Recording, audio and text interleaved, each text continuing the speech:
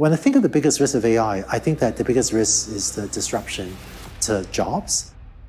In case you don't know who that is, Andrew Ng is the globally recognized leader in AI, the founder of DeepLearning.ai, founder and CEO of Landing AI, general partner at AI Fund, chairman and co-founder of Coursera, and an adjunct professor at Stanford University's Computer Science Department. Basically, this guy knows his AI stuff. Yes, there will be lots of impact on jobs, as Andrew alluded to. Jobs that are transformed, jobs that are lost. Artificial intelligence could replace millions. The tool says AI will replace 4.8 million American jobs.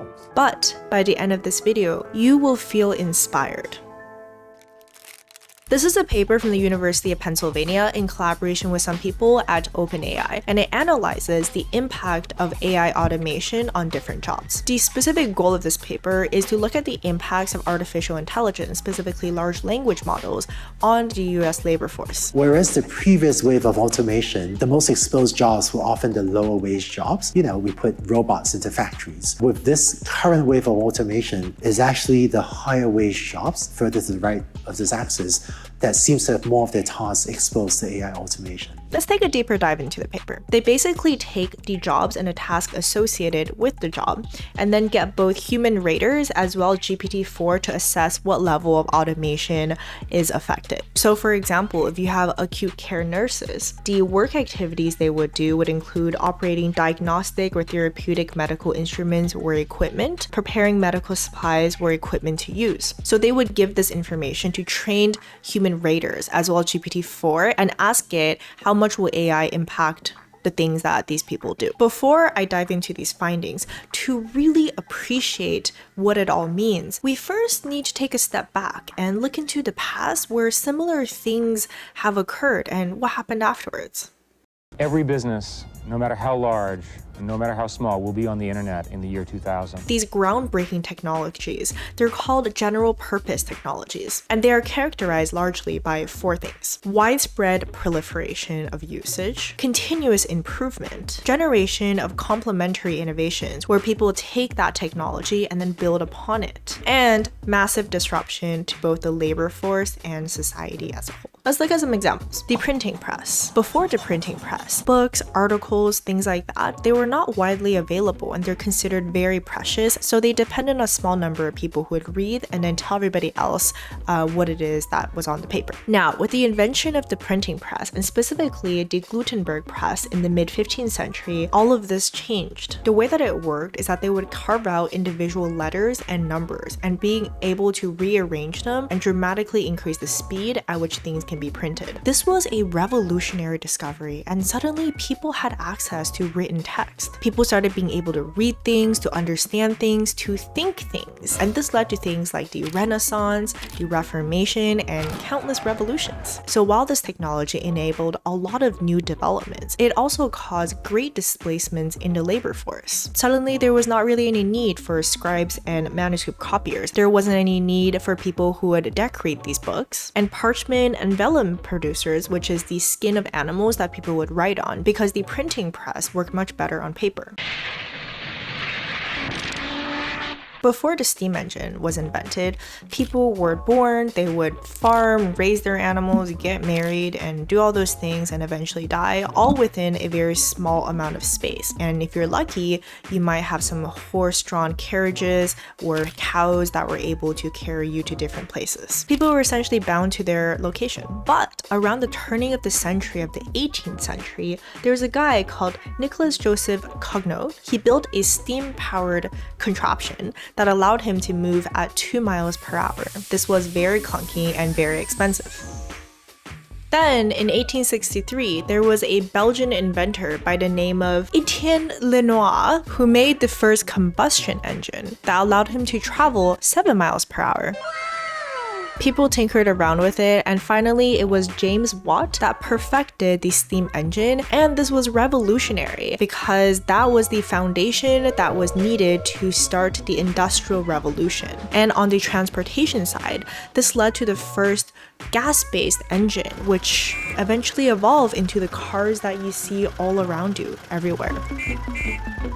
But at the same time, there was massive disruption to the labor force. The advent of steam-powered machinery, tasks like plowing and threshing became more efficient, so there was less need for agricultural workers. Before the railway existed, goods were often transported via rivers and different canals requiring boatmen and watermen. But now that there's a railway, there's no need for that anymore. A lot of craftsmen and artisans also lost their jobs with the rise of factories and mass production techniques, so you probably get the point now.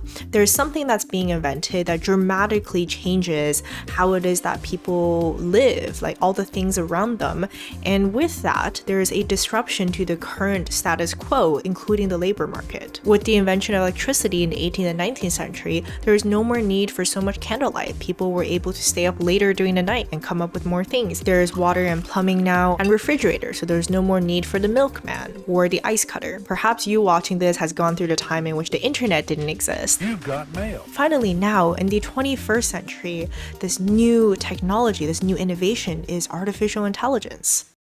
And here are the jobs that the researchers believe will be the most highly impacted. Interpreters and translators at around 76% exposure, survey researchers at 75% exposure, poets, lyricists, and creative writers around 68.8%, animal scientists at 66.7%, and public relations specialists at 66.7%. Though this is on the conservative side. It looks like there's also going to be a decline on web and digital interface designers, blockchain engineers, and mathematicians, so traditionally pretty high-paying jobs. They also found that the importance of science and critical thinking skills are strongly negatively associated with exposure. So basically saying that occupations requiring these skills are less likely to be impacted by current large language models, while on the other hand, skills like programming and writing show a strong positive association with exposure, so implying that these occupations that involve these skills are more susceptible to being impacted by large language models. So there you go, those are the predictions. And why these numbers are so big in terms of exposure, the reason is because it's not just the base technology of AI that's going to be impacting these jobs and these skill sets. It's the fact there's going to be a lot of technologies like softwares and apps and stuff that are built on top of these AI technologies that will have massive impact in specific domains. So, in the beginning of this video, I said that you will leave this video feeling inspired. So how can you feel inspired knowing that there will be loss of jobs? As you notice, with these innovations that came about, there were so many improvements in quality of life and new things that were being formed from these base technologies, these general purpose technologies. Overall, our quality of life has increased with each of these new technologies that have come out. And with that, new jobs that are formed. With steam engines that are invented, there's now railway workers, engineers, steamship workers, and transport and logistics. With the advent of electricity, electrical engineers, electricians, power plant operators, and electrical tool manufacturers. With the computer and the internet, software engineers, data scientists, data analysts, e-commerce, cybersecurity, and my job right now, content creator. With AI, there will be, and in fact, there already is a similar trend. Prompt engineer, AI developer. In fact, the title of Andrew Ng's talk is Opportunities in AI. Andrew talks about all the different types of technologies that are being developed on top of AI. Traditionally speaking, these technologies were so expensive and so complex that only the biggest companies were able to use them. But there's a long tail to this. There's billion-dollar industries, but there's also like $100 million industries, $10 million, $1 million industries. And now people are empowered to develop for these industries as well. For example, someone might be running a small mom and pop pizza shop. They can have an AI-powered tool that can take orders for them. And in a year, they could be saving a few $1,000s. That might not sound like a lot of money, but to that store, that's significant. Now extrapolating that to the pizza stores around the country, around the world, that might not be a $1 billion industry, but that could be a $10 million industry where now people can improve their livelihoods. I also want to make a note that these transformations don't just happen by themselves, and it doesn't happen overnight. Almarai is a company that we built with the former CEO of Tinder, and with my team's expertise in AI and her expertise in relationships, we're able to build something pretty unique. You are someone that can build something on top of the AI technology to improve one or more of these industries. A large Japanese conglomerate called Mitsui, they came to me and they said, hey Andrew, you should build a business to use AI to make ships more fuel efficient. Be someone that embraces that change, that uses that change, because that technology, it's not going to go away, and that change is going to happen whether you like it or not. So why not be proactive, learn, adapt, and harness its powers? For those interested in the humanities and maybe politics, be that person who is going to be influencing policymakers on how these technologies should be used. In the end, technology is just technology. It is not good and it is not evil. It is up to us to decide how it's going to be used, and there is so much opportunity to be part of that. All right, I hope this video was helpful. Please leave in the comments what your thoughts are, where you think you could be providing value, what you want to learn, how do you want to be part of this conversation. And I will see you guys in the next video or live stream.